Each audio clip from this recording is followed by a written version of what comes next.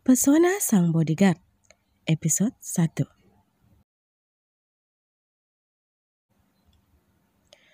2, 3, 4. Suara bariton terdengar menggema di seluruh lapangan hijau dan luas. Khusus untuk latihan para teman Rikolas. Di tengah cuaca yang sudah terik, tampak sekitar 20 orang sedang melakukan push-up sesuai dengan apa yang diperintahkan ketua tim mereka, yang kini sedang berdiri, mondar-mandir di depan mereka seraya berhitung seakan tidak pernah ada habisnya. Meski mereka lelah, namun tidak ada yang berani untuk melakukan protes. Mereka hanya mampu saling melirik satu sama lain. Fokus! Teriak kembali ketua tim itu, melirik tajam anggotanya. Wawan Digantara, pria yang lahir 27 tahun yang lalu, berparas tegas, postur tubuh tinggi dan kekar, berotot, dan tentu saja sangat tampan yang merupakan ketua tim. Wawan sudah bekerja untuk keluarga Rikolas selama 3 tahun. Namun sejak kecil, pria itu memang telah dilatih untuk menjadi seorang pengawal, menggantikan sosok ayahnya yang lebih dulu terjun ke dunia tersebut, menjadi pengawal pribadi tuan besar mereka yaitu Rikolas. Setelah menempuh pendidikan dan pelatihan khusus, pria itu langsung dipekerjakan oleh Rikolas sebagai pengawal pribadi putranya, yaitu Alvaro Rikolas hingga saat ini. Masih terus lanjut berhitung hingga puas. Dan berselang lama laki-laki itu menghentikan kegiatannya dan memberikan perintah agar anggotanya beristirahat sejenak. Wawan sendiri lebih memilih menuju ke tempat pelatihan menembak, meraih selfie dan mulai mengambil posisi dan menarik pelatuknya. Berulang kali suara letusan terdengar begitu memekikkan telinga. Wawan sendiri tidak sadar sudah berapa kali ia mengisi ulang timah panas itu. Putri, Putri, Putri. Setiap menarik pelatuk itu, Wawan terus menggumamkan nama Putri dengan penuh penekanan. Sekali-kali ia menggeram tertahan dan menghempaskan senpi di tangannya ke meja di depannya, mencoba mengusir rasa kesal di hatinya. Sepertinya mood si bos anjlok deh. Tutur Edo yang menatap Wawan dari arah kejauhan. Sepertinya iya, mungkin karena postingan nama Putri di IG semalam. Jawab Riko yang juga ikut menatap ke Wawan. Memangnya Nona Putri posting apa?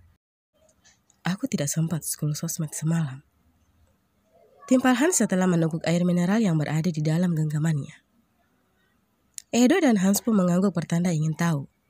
Karena memang semalam mereka tidak pernah membuka akun IG, sebab perasaan mengantuk telah menderanya setelah kegiatan panjang mereka seharian.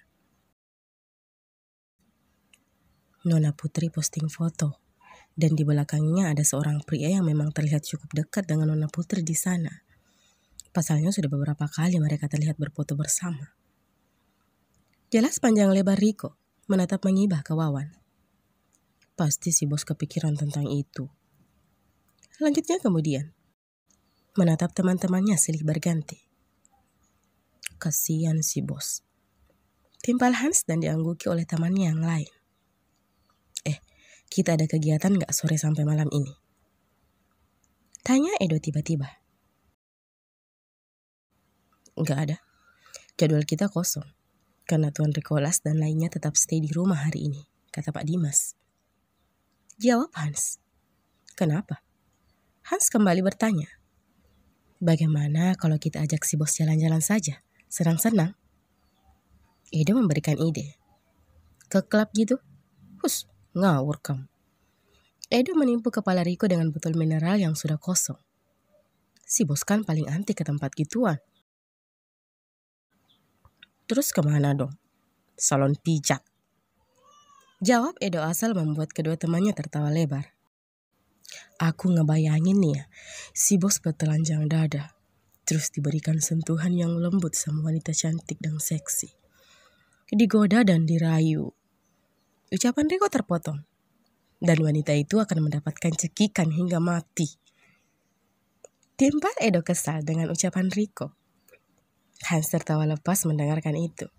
Sedangkan Riko sudah mengerucutkan bibirnya kesal dengan mode yang sedikit manja.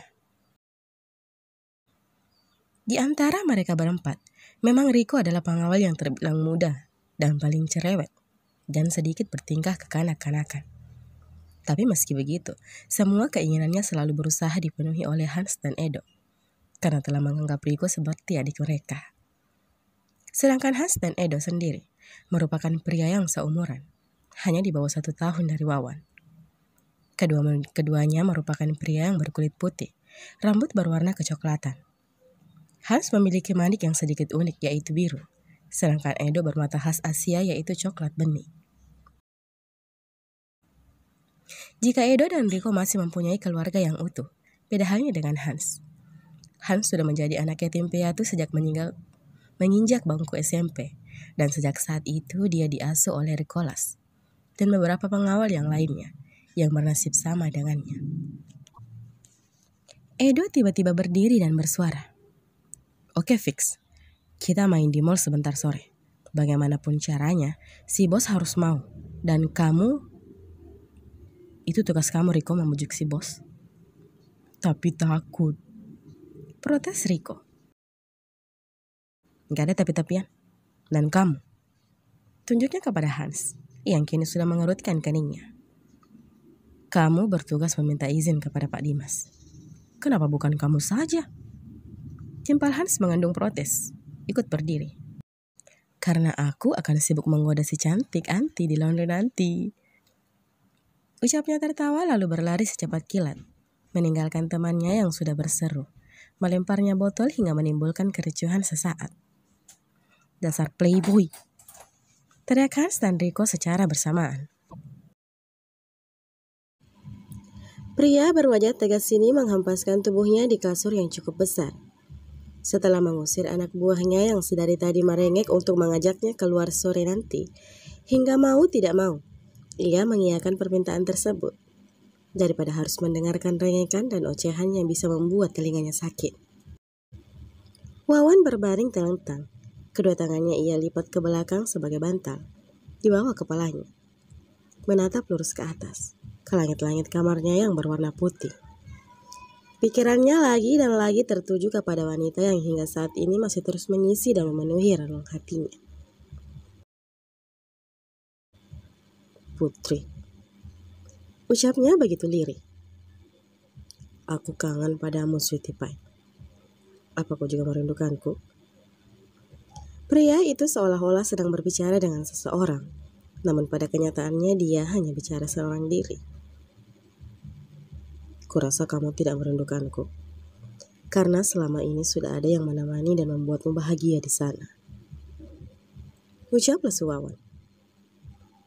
Sudah 1 tahun Wawan dan Putri putus komunikasi. Wawan tidak pernah lagi mengirimkan pesan atau menelpon gadis itu. Sejak Putri tak pernah lagi membalas pesannya di hari tersebut. Bahkan gadis berambut Charlie itu terkesan cuek padanya.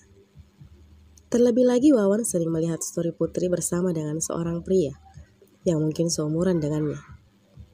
Mungkin saja itu teman kuliahnya. Dan sejak saat itu, Wawan beranggapan jika Putri memang tidak pernah punya perasaan apa-apa padanya. Haruskah aku melupakanmu, Putri? Dan memulai dengan orang yang baru? Tanyanya kepada dirinya sendiri. Tapi hingga saat ini namamu masih terukir jelas di hatiku, Putri. Bagaimana bisa aku memulai dengan orang yang baru? Geram tertahan Wawan. Memiringkan badannya sedikit menuju tembok, lalu mencoba memejamkan mata mengatur nafasnya. Kamu kejam, Putri. Kalimat yang baru saja terlontar merupakan kalimat terakhir Wawan sebelum pria itu beranjak dan masuk kamar mandi untuk membersihkan diri sebelum para timnya itu datang mengetuk pintunya dan mengoceh tiada henti. Yuhu, asik, waktunya main. Teriak Riko begitu keempat pria tersebut menginjakkan kaki di pusat perbelanjaan. Keempat pria tersebut cukup menarik perhatian para pengunjung di sana, karena mereka terlihat seperti para cogan yang ada di drama Korea. Jalan beriringan dengan wajah mereka yang datar, namun justru terlihat begitu memukau. Pakaian casual yang mereka kenakan sangat cocok untuk waktu bersantai, dengan sangat pas di tubuh mereka yang sempurna. Tak jarang, banyak pasang mata wanita yang terang-terangan memuji mereka. Hingga Edo si sang playboy memberikan senyum menawannya yang bisa membuat wanita seketika terserang penyakit epilepsi. Wawan, Hans, dan Riko hanya bisa menggelengkan kepalanya melihat tingkah temannya itu. Edo memang dikenal sebagai playboy cap kodok. Pria penyuka kopi itu sangat suka merayu dan menggoda wanita. Dan rata, para wanita yang bekerja di mansion telah merasakan bujuk rayu seorang Edo. Meski begitu, Edo hanya merayu tanpa mempacari mereka. Sudah, mau sampai kapan matamu itu jelalatan? Hans merangkul leher Edo dan membawanya pergi, hingga mengundang gelak tawa dari mereka yang melihatnya. Tujuan mereka saat ini adalah bermain dan bersenang-senang, untuk menghibur ketua tim mereka yang sedang dilanda rasa galau. Untuk itulah, mereka berakhir di sini, di wahana time zone. Satu persatu wahana permainan itu mereka main. Tak jarang, itu menimbulkan kericuhan dan kegaduhan yang berasal dari Riko, Edo, dan Hans yang rasa tidak ingin dikalah. Namun kenyataannya, ketiga pria itu selalu kalah telak oleh Wawan yang mainnya begitu santai.